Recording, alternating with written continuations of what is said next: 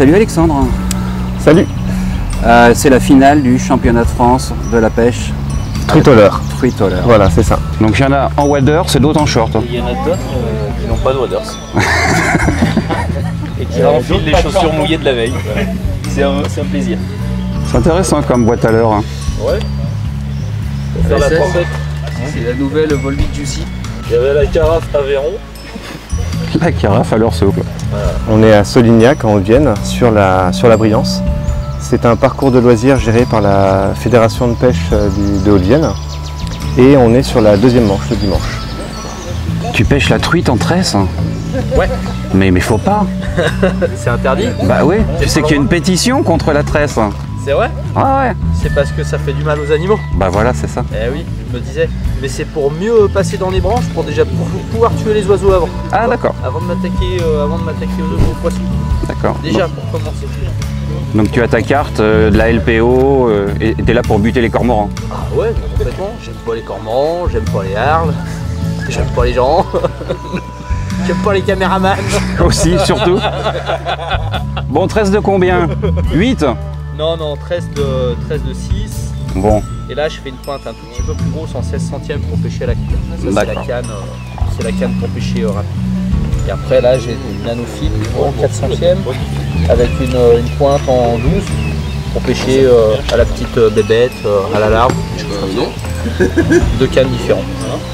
C'est pas tout le temps simple de pêcher à deux cannes, mais sur des parcours comme ça où il faut être assez réactif, c'est un petit avantage quand même. Est-ce que tu peux m'expliquer succinctement les règles? C'est pas comme en bateau, c'est les mêmes règles que le street? Quasiment. La seule différence, c'est qu'ils peuvent rentrer dans l'eau pour accéder à certains postes. Comme c'est de la pêche de la truite, c'est plus facile quand la rivière est assez large pour pouvoir accéder sur des radiers ou des trucs comme ça. Les règles sont assez simples, ce sont des manches de 45 minutes. Pendant 45 minutes, il y a un pêcheur qui pêche, l'autre le contrôle et ensuite on inverse.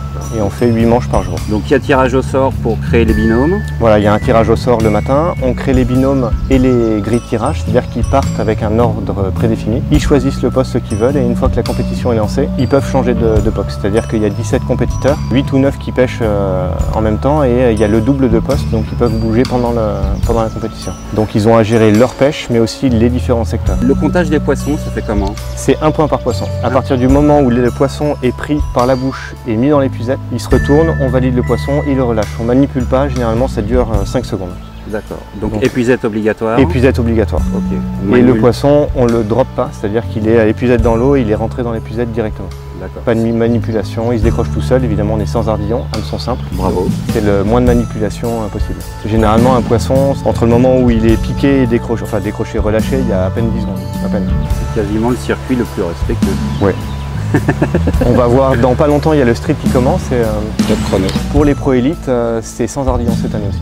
Cocorico, bravo. Voilà. Donc on va voir ce que ça va donner. Vous avez fait des émules. Ouais, on va voir comment ça va fonctionner.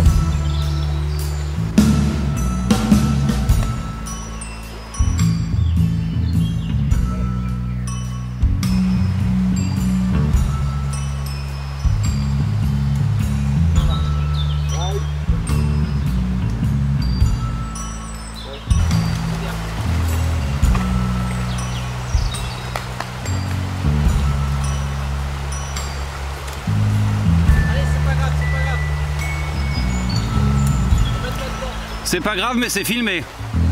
Mais je sais bien.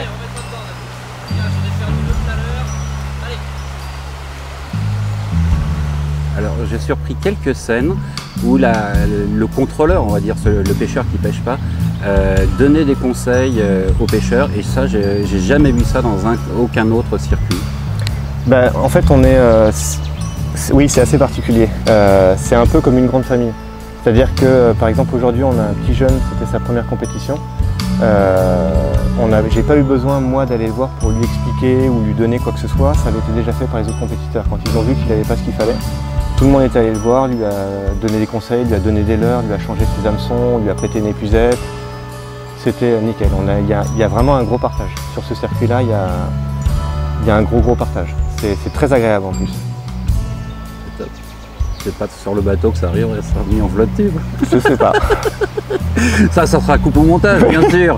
Pour avoir suivi d'autres circuits, pour m'être essayé au flotte tube, ouais, là il y a une vraie Au départ déjà, les leurres sont montées sur les cannes, quoi. Rien que ça, ça en dit beaucoup, quoi. Après, la différence des autres circuits, c'est que nous, les leurres qui sont utilisées sont les leurres et les têtes plombées. C'est pas des choses qu'on trouve dans le commerce en France facilement. Les têtes plombées, on peut en trouver à 2 endroits, une en France et à l'étranger. Donc du coup, il y a beaucoup de partage là-dessus, parce que sinon, on peut pas évoluer, le championnat ne peut pas évoluer. C'est ce qui nous a permis d'évoluer au fil des années. Entre le street et maintenant la truite, c'est qu'il y a beaucoup de partage. Petit circuit, il n'y a pas beaucoup de participants, sauf erreur, non? Oui, pas beaucoup de participants. On tourne, là c'est la finale, donc il y a moins de participants parce que les gens qui viennent, c'est ceux qui peuvent jouer quelque chose sur le classement. Sinon, on tournait autour de 25 compétiteurs. Voilà. C'est par rapport à la complexité de trouver des lieux pour avoir plus de participants ou... Pas forcément, c'est que voilà, non, c'est que c'est la 2e année qu'on fait le championnat, donc c'est tout récent. Donc les gens ne connaissent pas forcément encore bien ni le principe, ni les mentalités, parce qu'il y a beaucoup de gens qui pensent que c'est compliqué, qu'ils ne vont pas y arriver. Et finalement, ils se rendent compte quand ils arrivent que c'est à la portée de tout le monde. Donc, et c'est un peu pareil sur le street, on est victime de notre succès. Finalement, les gens ils ont peur de venir, de se mesurer à des, on va dire, des champions. Et finalement, non, tout le monde est capable de pêcher. Là aujourd'hui, on a un petit jeune de 15 ans, c'est sa première compétition. Je crois qu'il est 6e au classement général. Voilà. Les pros, entre guillemets, c'est des grands frères, quoi. Ils sont là pour épauler les petits. Ils sont là pour épauler les plus jeunes. C'est comme ça qu'on va avancer. Belle mentalité, bravo. Bon allez, on va aller regarder pêcher. Ça marche. Juste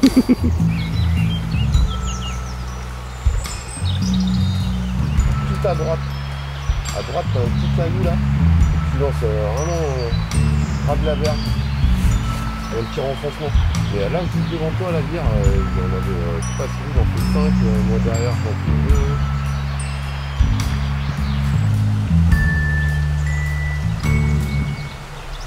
Donc tu contrôles, mais tu le coaches aussi. Ouais, on a le droit de se parler. On n'a pas le droit aux aides matérielles. Mais bon.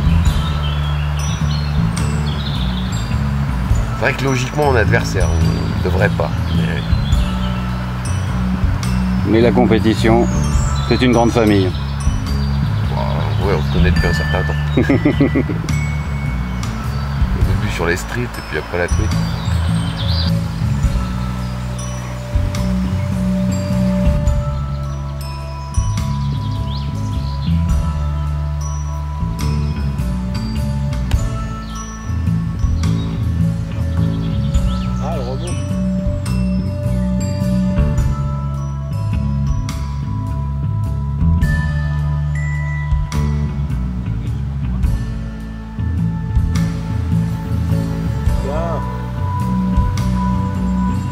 L'espionnage industriel.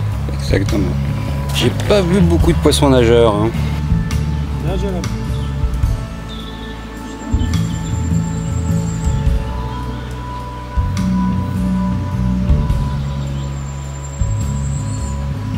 Il y a eu du poisson de fée hier. D'accord. Mais c'est vrai que sur des poissons de lâcher comme ça, c'est pas forcément très régulier, quoi. Mais ça prend, hein. Et puis comme c'est dur et que c'est des phases d'activité en fait, vraiment pendant 5 minutes ça mord et tout, je pense que tout le monde reste sur des choses qui ont fonctionné, tu vois. Histoire au moment où ça... Ne pas louper le coche. C'est exactement ça.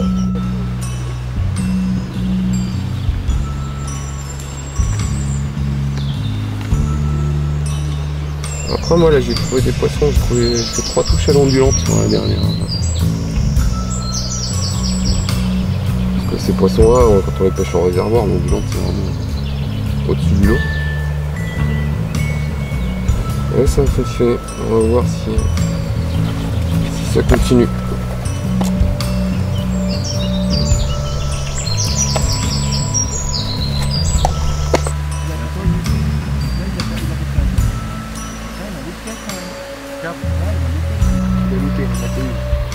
Ah bah oui, mais j'arrive toujours au mauvais moment. C'est ça le problème, hein. 16 secteurs, faudrait 16 caméramans. C'est ça. On peut pas aller de partout. En règle générale, c'est toujours là où il y a une caméra qu'il n'y a jamais de poisson. Ah bah si... Non, il faut que tu me suives alors, parce que moi j'ai fait 2 capots là, tu vois, et j'ai pas de caméra derrière, je fais quand même 2 capots, faut que tu me suives alors. Alors là, je fais que de la gomme, là c'est bon. Il aurait pu être premier, mais non. Ah mort.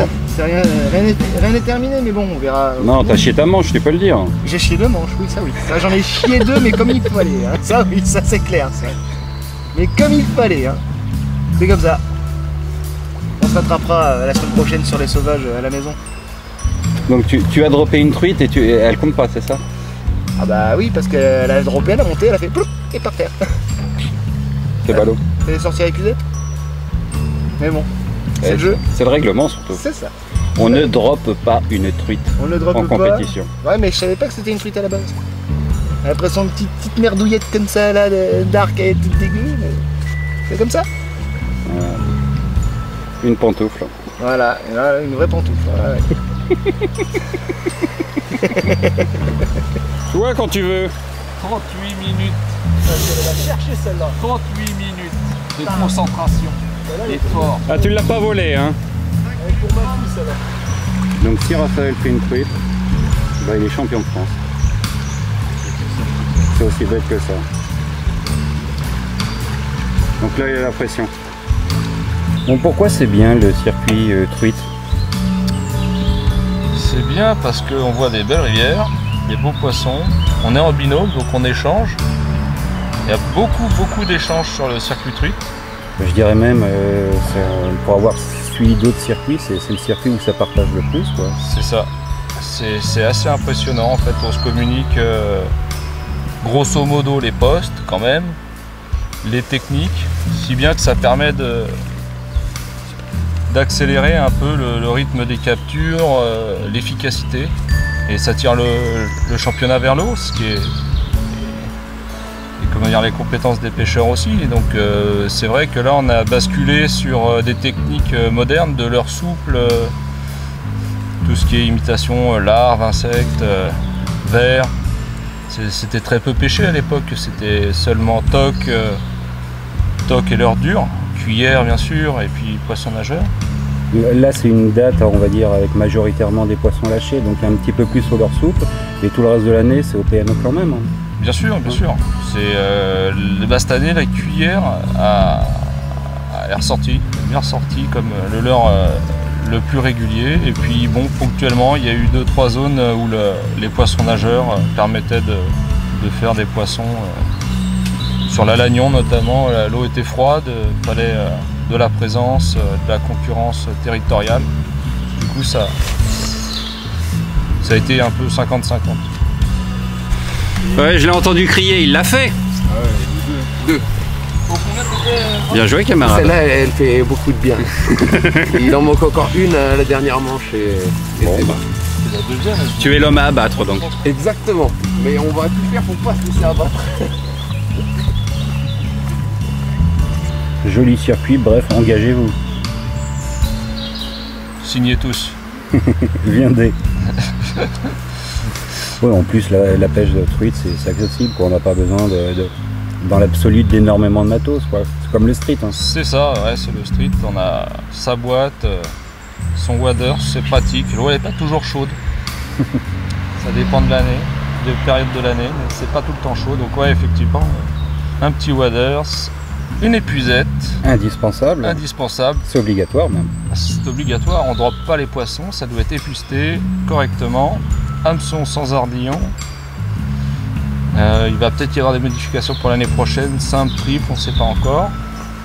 Pour l'instant, on a le droit au triple aussi? Non, c'est interdit, c'est que simple. Et vu que ça va être pour coller au championnat du monde, et le championnat du monde accepte le triple, donc peut-être que l'année prochaine les triples seront remis sur les leurres. Est-ce qu'on en fera plus, moins? On verra. Championnat du monde auquel tu participes, ça fait... Oui, pour la 6e fois. C'est toujours très compliqué parce qu'on a 14 ans de retard. Donc ça a beau être des poissons lâchés, la bassine c'est pas si facile. D'accord. C'est pas les mêmes bassines que nous, quoi. Bah, c'est les mêmes, mais pour en prendre plus que les autres, il faut être meilleur. En prendre 2-3, effectivement, dans les rivières, on va y arriver, hein, on met la cuillère. Mais ce qu'il y a, c'est que là, ça matraque les postes. Donc il faut être capable d'en prendre, d'en reprendre, de changer les techniques, de varier les techniques. Nous, c'est ça, on a un peu encore des flous dans les leurres les plus efficaces, dans les 2, 3e manches. Après, voilà, les tirages, ça joue un petit peu. Cette année, on a eu des bons tirages, on a eu des gros scores. On a Raphaël Baker, champion truc de l'année dernière, qui fait 40 poissons sur une manche de 45 minutes. Il y a du rythme, hein. Et il était à 2 poissons, je crois, du record qui s'est fait cette année. Donc 42 ou 3 poissons, je ne sais plus exactement, par un russe. Donc effectivement, il y a beaucoup de poissons, pas partout. Ils ont des caractères qui fluctuent. Un coup c'est des farios, un coup c'est des arcs, des petites, des grosses. Et ces poissons-là ne réagissent pas tout le temps de la même façon. Sinon, bien sûr, ce serait trop facile les bassines. Les prochains championnats du monde, ils peuvent être en France, sauf erreur. On candidate, non? Ah, eh bien, je crois que même que c'est pour nous l'année prochaine. C'est dans le Cantal que ça va se passer. C'est acté, ça y est? Il me semble que c'est acté. Alors, la dernière commission de la FIPSED a accepté, il me semble. Donc, ça sera dans le Cantal, effectivement. Donc là, vous avez aucune excuse de pas scorer, quoi. On a 14 ans de retard. Ouais, mais sur place, ça fait plus de 12 ans de retard. Ouais, c'est ça. On va faire en sorte. On compte sur vous. Voilà. Donc là, le championnat va se finir. À la suite de ça, il va y avoir une sélection. Il y aura un groupe qui va être resélectionné l'année prochaine en fonction du sélectionneur, forcément. Et puis, à la suite de quoi, il y aura des entraînements réguliers, je pense, dans le Cantal, effectivement, de manière à faire ce qu'il faut. On compte sur vous, les garçons. L'envie est là. C'est le principal. Bon, est-ce que tu es content de ton binôme? Bah écoute, il débrouille pas mal le petit gars là. J'ai vu tout à l'heure, tu lui as donné des conseils, tu lui as expliqué où il y avait des fosses. C'est vachement bon esprit, le circuit truite, je trouve. Ah oui, totalement. Ouais. Ah oui, totalement. Et voilà, donner quelques conseils, puisque nous on est parti depuis pas mal de temps, quoi. Voilà, donc après, bon, tu prends pas, hein, mais globalement, voilà, c'est cet esprit-là qui est intéressant. Parce que nous, on est de la vieille garde. Ben, c'est ça, les grands frères qui partagent, quoi. C'est très bon esprit, je trouve. Voilà, totalement. Bah oui. Là, aujourd'hui, c'est très leur souple teigne. Hein. Non? Clairement, oui. Et c'est pas un peu frustrant de pas utiliser des vrais leurres? Alors, oui, certains diront que c'est pas des vrais leurres. Moi le premier. Mais écoute, force de constater que ça fonctionne. Donc tu peux pas te permettre, si tu es compétiteur, de passer à côté de techniques qui rapportent du poisson. Voilà. Faut être polyvalent. Donc il faut être polyvalent et il faut s'adapter à toutes les techniques. C'est ça qui est, de toute façon, c'est ça qui est intéressant à la pêche. Voilà. Dans différents milieux, différentes rivières, différents biotopes. Tu peux pas te permettre de passer à côté de certaines techniques. Voilà. Il n'y a pas que la cuillère, il n'y a pas que l'ondulante, il n'y a pas que le poisson nageur. Voilà. Il y a du leurre souple, il y a des chades, il y a des teignes, effectivement, des worms. Voilà, il y a plein de choses à utiliser. Et donc, selon la difficulté, c'est vrai que on pourrait dire que ça ressemble un petit peu à la pêche au toc, parce que tu es obligé de passer sur certains secteurs bien précis, bien particuliers, pas 20 cm devant ni 20 cm derrière si tu veux vraiment faire le poisson, quoi. Donc voilà, donc techniquement il faut assurer. Et parmi nous, il y en a qui sont très très bons dans le domaine, hein, puisqu'ils font les championnats du monde quand même. C'est fini. 30 cm avant que ça court. Et donc ça dérive et les attentes, elles sont là, postées comme ça. Mais le fait qu'il y ait des rotations tous les 45 minutes, c'est compliqué. C'est très compliqué. Là, on utilise un format qui est celui des championnats du monde, où normalement on est sur des rivières surdensitaires. Sur un spot comme ça, tu peux en avoir 50. Là, il a été mis du poisson, c'est un parcours où il y a du poisson aussi qui est mis par la fédération. Et après, on n'est pas sur du surdensitaire. Voilà. Même si tu mets 300 poissons sur un parcours qui fait, je sais pas moi, peut-être 2 km, tu vas pas faire les 300 poissons. Voilà. Il y en a qui dévalent, t'en as qui vont se caler, qui vont pas mordre pendant 2 jours, 3 jours, et puis tu reviens dans une semaine et tu vas peut-être faire un carton de truite. C'est aussi ça la pêche, quoi. Mais si tu as vraiment quelque chose de surdensitaire, où tu as vraiment beaucoup de poissons comme au championnat du monde, oui, clairement, tu fais du poisson. Mais une fois que tu as pris le poisson, une fois, 2 fois, ça devient compliqué. Donc il y a des postes où le poisson est posté, il est là, et tu peux pas... S'il veut pas, il veut pas. Hein. Donc le but du jeu, c'est de le faire mordre. Là où, normalement, ça mord pas. Voilà. Et il y en a qui y arrivent bien. Mais c'est pas donné à tout le monde. C'est compliqué. C'est ce qui fait la beauté de la pêche. Oui, sinon... bon. Mais après, je t'avoue que quand ça mord en permanence, c'est bien aussi. Hein.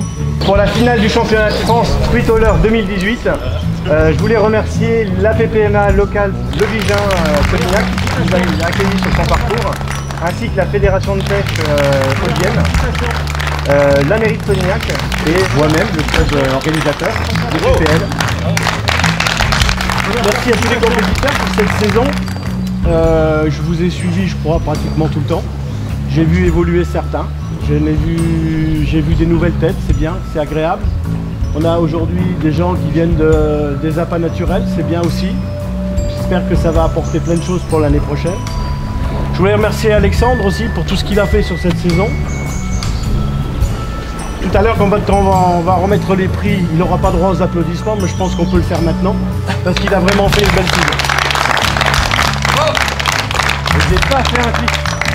L'année prochaine, je pense que vous le savez tous, nous envisageons de réorienter ce championnat de France vers une formule un peu plus adaptée au championnat du monde, de façon à ce que nos compétiteurs, membres de l'équipe de France, ici présents et futurs, puissent avoir un terrain de jeu qui ressemble exactement à ce dont nous avons besoin. Pour le moment, je vous donner une image, on jouait au foot, on s'entraînait au basket, donc ça ne pouvait pas tellement coller. Donc l'année prochaine, nous allons faire un championnat qui sera vraiment dans le style du championnat, dans les normes et dans les types championnats du monde. On ne va pas faire de longs discours, nous allons passer à ce que vous attendez tous, c'est-à-dire les résultats finaux de ce championnat de France. Et je vais laisser Alex annoncer les résultats. À la 3e place, Cyril Furioli. À la 2e place, Damien Ruessa. Et à la 1re place, Raphaël Becker. Pour la 2e année consécutive, champion de France